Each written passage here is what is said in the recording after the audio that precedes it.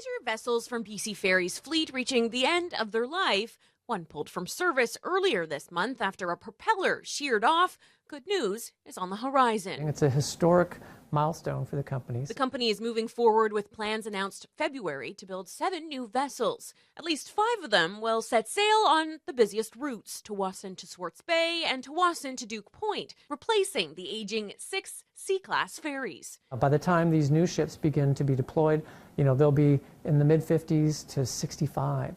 And so it's time for those ships to be retired. The vessels have already been designed. Who will build them now open for bids, with the hope of having a shipyard identified in the beginning of 2025.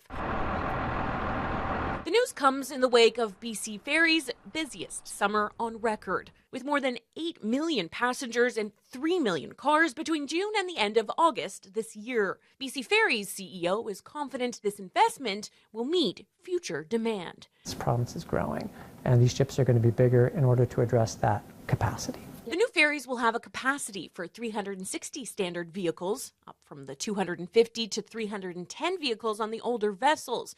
They'll also be able to carry up to 2,100 passengers, significantly more than the 1,200 to 1,500 that the retiring models currently accommodate. So there's a limited, if non-existent market for these ships. Reselling the old fleet isn't likely. Realistically, the older ships will be taken apart. A decommission plan is in the works,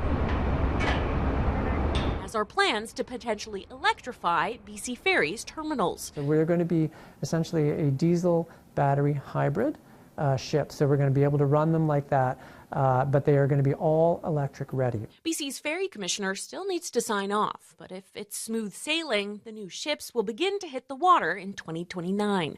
The first 5 vessels in the fleet are expected to be in service by 2031. With the bidding process underway on who will build the new ships, BC Ferry says it won't be releasing any numbers, meaning BC will have to wait to learn how much this all will cost.